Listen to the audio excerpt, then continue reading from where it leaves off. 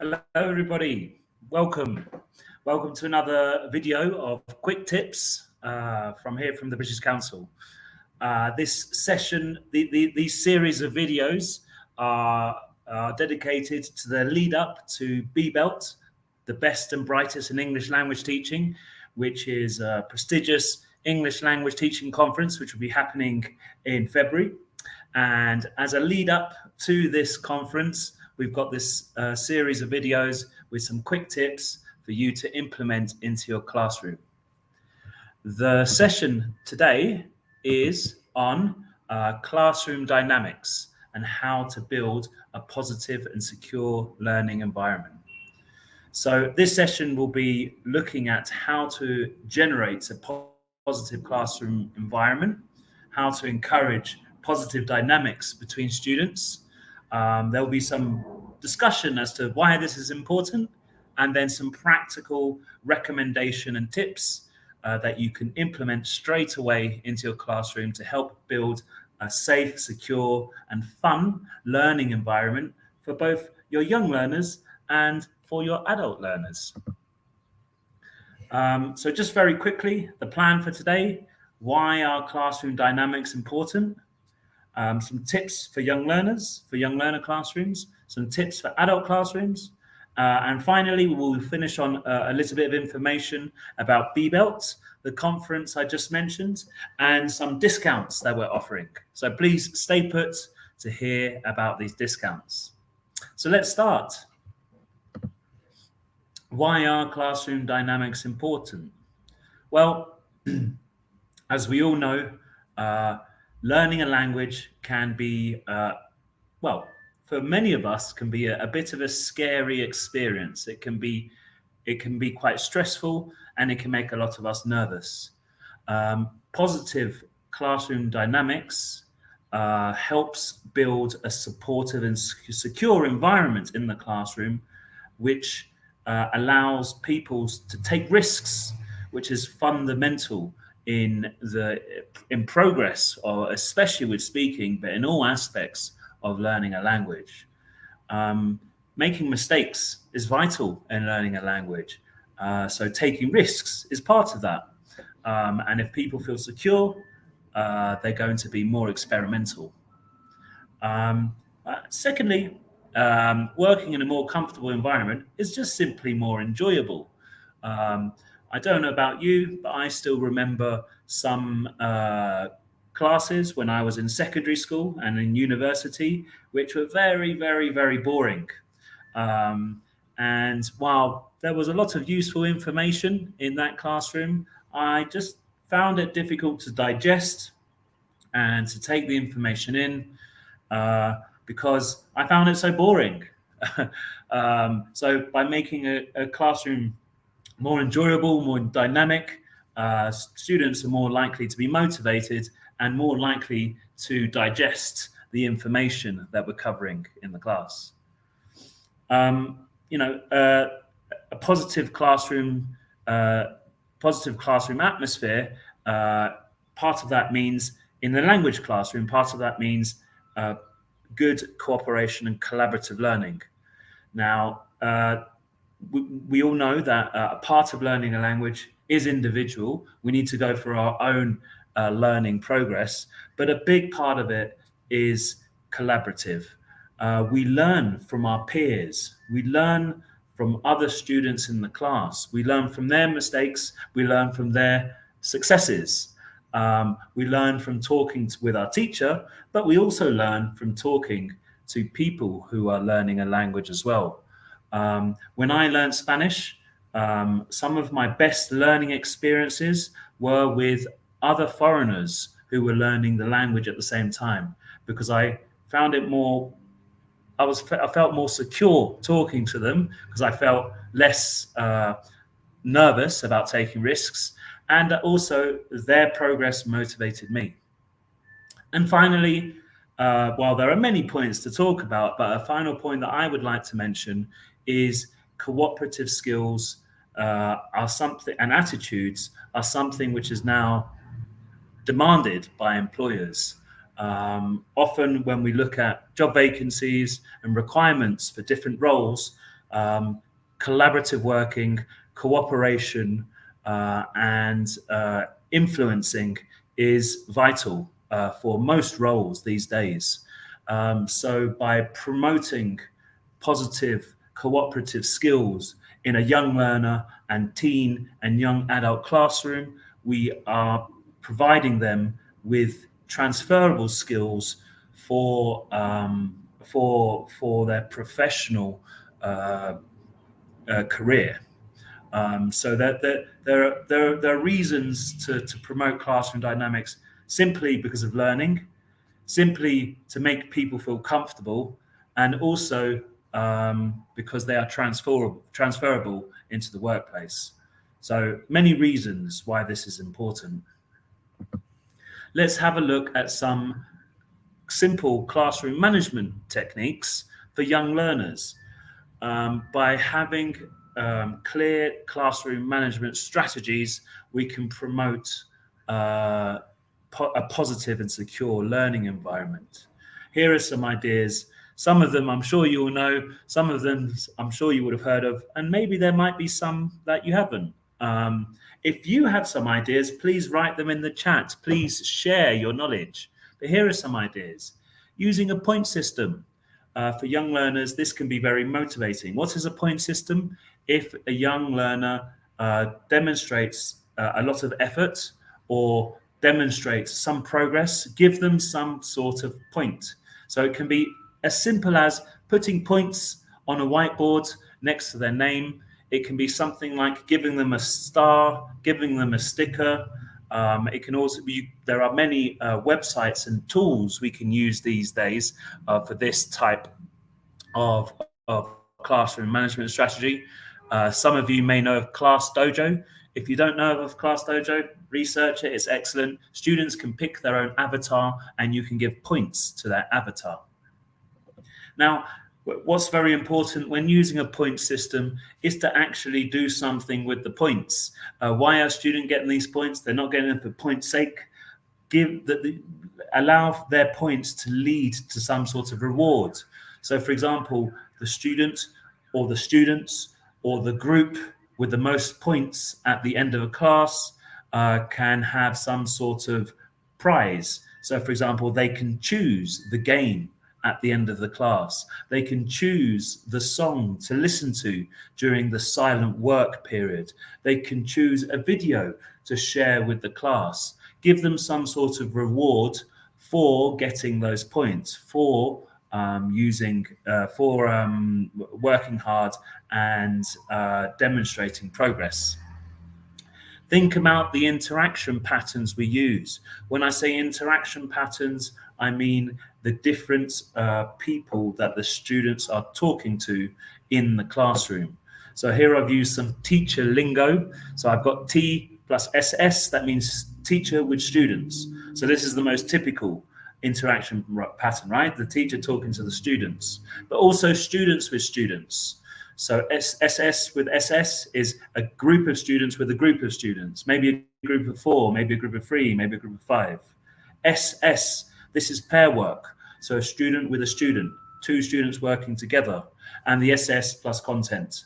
So students presenting some of their content, some sort of presentation, some sort of delivery, something, or some sort of interaction with content. So it can be students interacting with a video, students interacting with a text, with an audio. It's important within a class to have a variety of interaction patterns to keep the dynamic interesting and to keep it fresh, basically. Now, young learners, this is not just true of young learners, it's also true of me. I'm very guilty of this. I have quite a short attention span.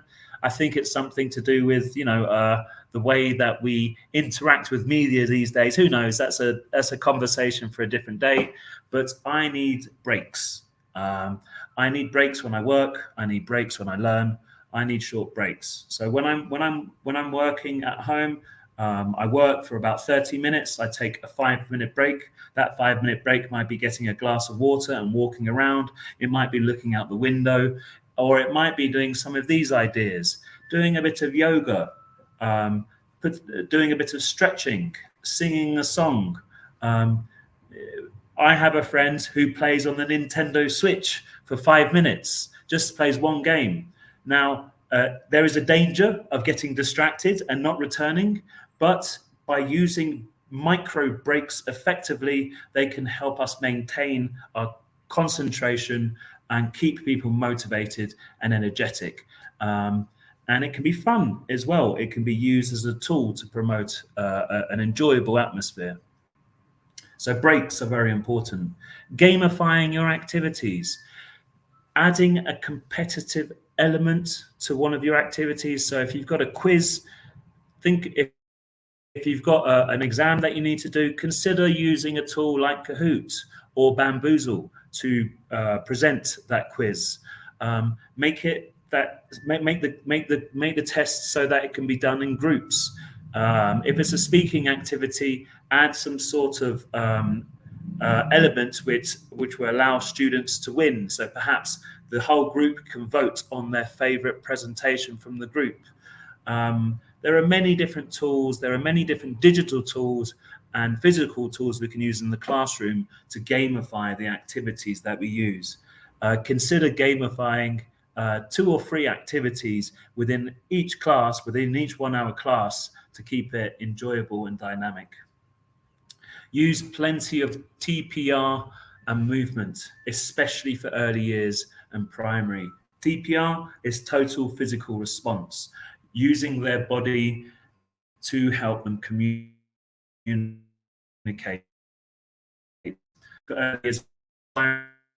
So, physical movements to the silos, learning new vocabulary. If we're learning new vocabulary for body parts, so touching the body part, the elbow, the forehead, adding physical element to the learning, getting people moving around and making the class more dynamic. Something which is absolutely vital, in my opinion, for young learner classes are routines. Why? Well, here are some reasons to use right routines. Students, okay, so students know what will happen at the beginning of a class.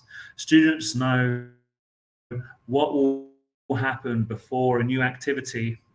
Students know what happens at the end of the class, and they become more confident about where they are in the learning process of the class, what is expected of them, and where they can really demonstrate their strengths. Routines provide a secure environment. When we know what is coming next, we feel a bit more confident. Or if we're not enjoying a certain activity, we know it's going to be over soon and there's going to be something that we're more comfortable with next. It helps prevent problems with behavior. Students often behave in a challenging way when they don't feel comfortable in a classroom. By setting up and establishing routines, we're providing them with some security and confidence, and this ultimately has an impact on challenging and negative behavior in the classroom. It gives some structure to the lesson. So not only is this beneficial for students, but it's also beneficial for teachers. It helps us in our course and lesson planning. It helps us think about how to stage different lesson activities when we have a kind of core structure to our lessons and routines that our students are accustomed to. It allows teachers to focus on teaching. So instead of teachers starting from scratch at the beginning of when planning every class, they can focus much more on the actual presentation of new language or of new skill and focus on that rather than the other elements of a class. And it can focus, once the students become comfortable in the different routines of the class, the class will almost run itself, and the teacher will have more opportunity to respond to emerging student needs and moments within the class where students need a bit of support. Routines helping result in higher rates of child engagement for the reasons I mentioned earlier, and it definitely promotes cooperation with other students. So by including routines such as tidying up at the end of the class, having a nominated person to hand out the leaflets, to hand out the worksheets, by having a routine of roles and responsibilities, it encourages cooperation, it encourages interaction, and it encourages collaboration. How do we establish routines? Routines, it's important to get it right, and it's important to get it right from the beginning. So the first thing to do is to ensure that students understand the reason for a routine. So involve students in the purpose. Explain, so for example, chairs under tables. Why are we putting the chairs under the tables at the end of the class? So that everyone can move freely and there's no danger. We're making sure it's a safe environment. Okay. Clarify the procedure through modeling. So for very young learners, they need to see the actual activity themselves. If it's chairs under tables, as we say, chairs under tables, us as teachers, we can model it ourselves. So students identify chairs under tables with the action. It helps understanding and it helps consolidation of the idea. Allow students opportunities to practice the routine through rehearsal. So at the very beginning of a course, when you're establishing the routine, do it a few times. So chairs under tables, okay, out and sit down. Again, chairs on the table, and give students several opportunities to react well to the routine. Try not to overwhelm students by teaching too many routines at once. The process of establishing routines and procedures may take several lessons. So this depends on the age of the students, the level of the students, the complexity of the routine. Let's not try too much at once. And remember, it will probably be necessary to revisit this process as you see Okay, so routines. Let's think about classroom dynamic tips for adults. So again, vary the interaction patterns. Okay, I don't know about you, but I always think about interaction patterns, the importance of interaction patterns, but I think about it when I'm socializing. For your example, if you're at a networking event, if you're at a party, sometimes you talk with one person, sometimes you talk with the teacher, sometimes you talk with the organizer, the party host. Sometimes you talk with a group, sometimes you talk one-on-one, sometimes you interact with the music. You know what I mean?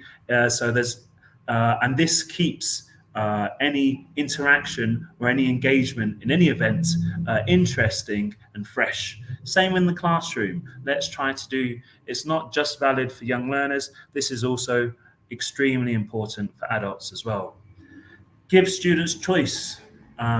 This is also important for young learners. I'm not saying don't do it with young learners, but with adults, I give it extra importance. Give adults, sometimes as the teacher, you should be deciding which students should work with who, but not all the time. Give students some choice in groupings. If they want to work with someone and it's a friendly environment in the classroom, let them work with them. Okay, give them choice in terms of the activity. So if you're asking students to provide a role play, to do a role play, give them some freedom, some flexibility in how they can do that. So perhaps they might want to write the role play down and then perform it. They might want to just do it without taking any notes and just rehearse it a few times. They might want to record themselves. Give them the flexibility and the freedom to have some autonomy over their own learning in the classroom. Signposting. Signposting is basically informing people of what is next or what has just happened. Okay, giving people clear indication of what is happening. So this can be, for example, at the beginning of a lesson, a class menu. Today, we're going to look at the present perfect. We're going to talk about experiences. We're going to look at a text which includes the present perfect. We are going to analyze the language. We're going to do some controlled practice by filling in some gaps, and then we're going to do a role play. So students know what's going to happen. They know what to expect. They know what's happening. They know how they're going to learn. And then between each point in the classroom, tell students what's coming next. Now, this can be done in a variety of ways. You can ask students, now we've discussed experiences. Do you remember what we're going to do next? Or can you guess what we're going to do next? We call that prospective signposting. It can be retrospective signposting. So you do an activity and you say to students, what did we just do? Why did we do that? How does that activity lead towards learning? Or we can also have negotiated signposting. So now we've read a text. What would you like to do? Would you like to analyze it in groups? Would you like to analyze it individually? Would you like me to give you some tasks to complete? So giving some students a choice in what's happening next. Again, gamifying your activities. This is important not just for young learners, but also for adults. We all like to have fun. If you have an adult group, probably a lot of people have quite stressful jobs. Or even if they love their jobs and they're absolutely enjoyable, we all like to use time during our learning to have some fun and to do something interesting. So as long as there's purpose to the game, as long as there's reason to the game, as long as you're actually practicing or developing something which is useful and relevant to the specific class or the overall course, gamify your activities. Allow for informal chit-chat. Sorry, I missed this point. Informal chit-chat is something that we do all the time, and it's difficult to structure, right? So give students opportunity for informal chit-chat. I like to give my students opportunity of informal chit-chat at the beginning of the class and in between some activities. So at the beginning of the class, almost always I do something along the lines of tell your partner about your weekend, or tell your partner about something funny that happened to you. Tell your partner about something you watched on the weekend. Tell your partner about something you're reading. Tell your partner about someone in your family. And then in between activities, you can ask them to reflect on the activity. What did you find easy about that activity? What did you find difficult?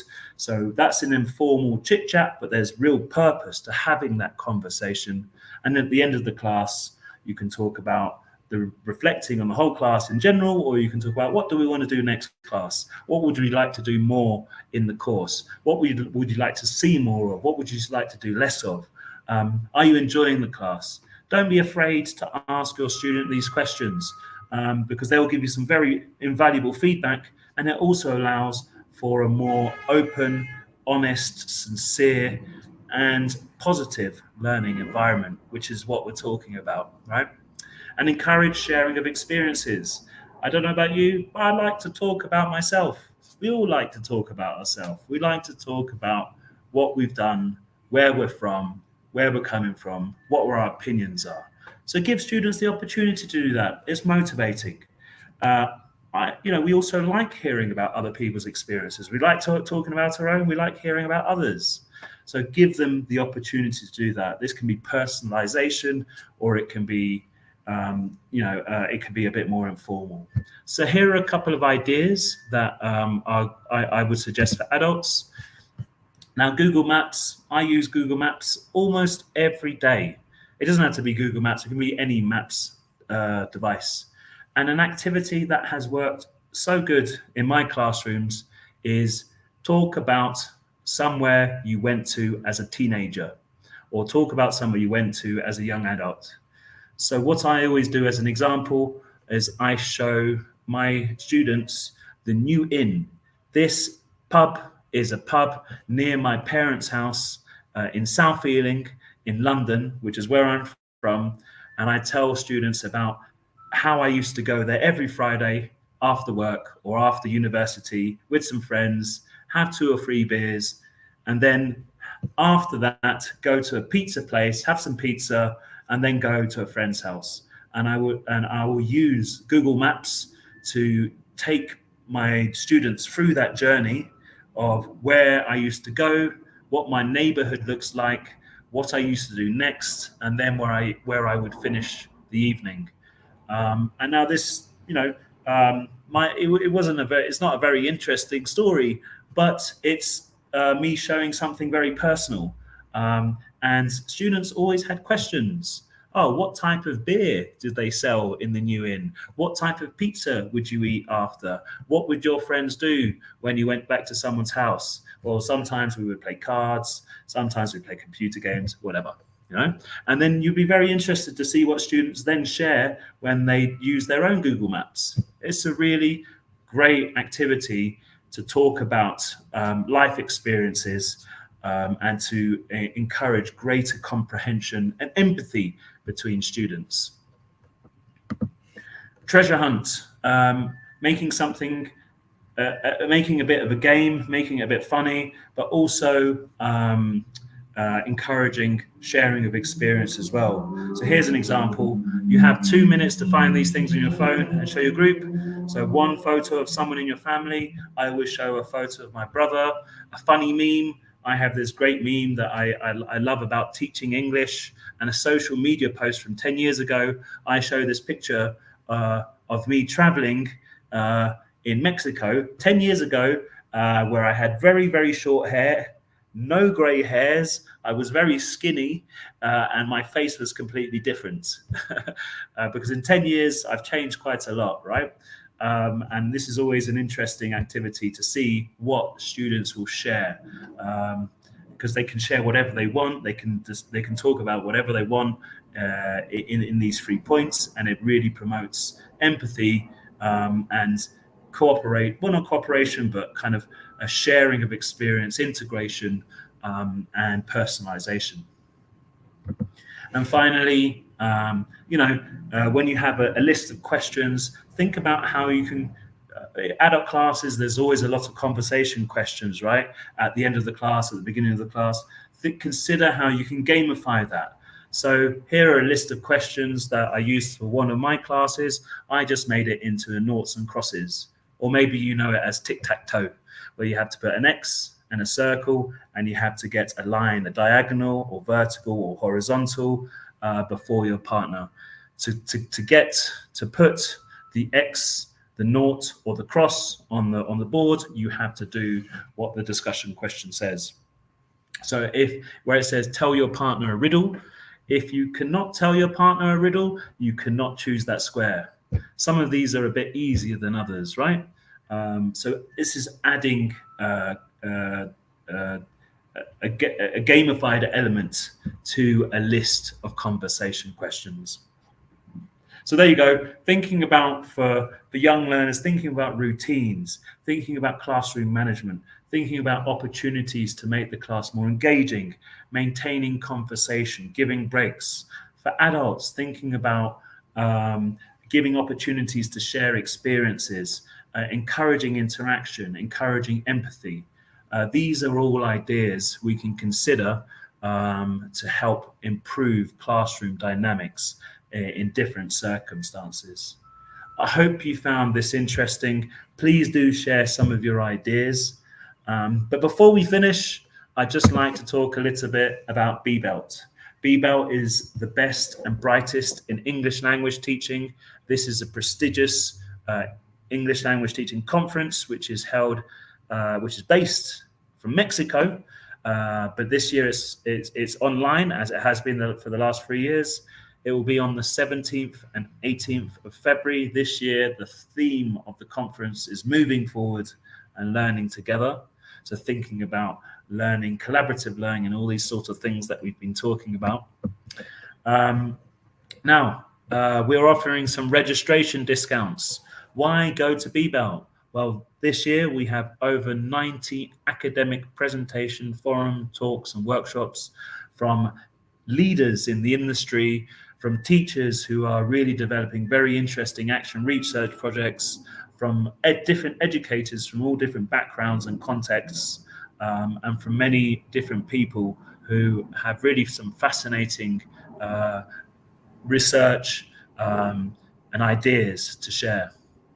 It's a great opportunity for you to showcase your brand, your products, your services to the different people who will be attending the conference. So decision makers, educators, researchers, publishers, basically everybody in the industry. So it's a fantastic opportunity to network. And primarily what it is a way for teachers to connect, to exchange ideas, to share best practices, and to develop new skills and new ways of teaching. So if you haven't registered already for BBELT 2023, you can use this code here to get a 60% discount. If you go to the link below where it says, which will appear in the chat, you'll go to a website which says BBELT 2023. Once you begin the registration process, it will ask you for a discount code. Include this code PRM 202311, and it will give you a 60% discount. Now, I highly recommend attending BBELT, even if you're a little bit busy on one of those 2 days. The talks, the presentations, the workshops will be saved on the website for a period of time after. So if you are unable to attend one of the talks that you would have liked to, you will be able to access it after the event. But it is best to watch it live because you'll be able to ask the presenters questions. You'll be able to participate in the Q&A. But there are still a couple more weeks before BBELT. So I will be here every Wednesday at 6 o'clock Mexico time, delivering a short session on quick tips that you can implement into your classroom, and I'll be sharing the promotion codes to get discounts every week. So thank you very much for listening to my talk. I hope you share some ideas in the chat. If you have some ideas and you want to participate later, please do. And yeah, have a fantastic week, and see you next week for another session of quick tips. Thank you very much, everybody. Goodbye.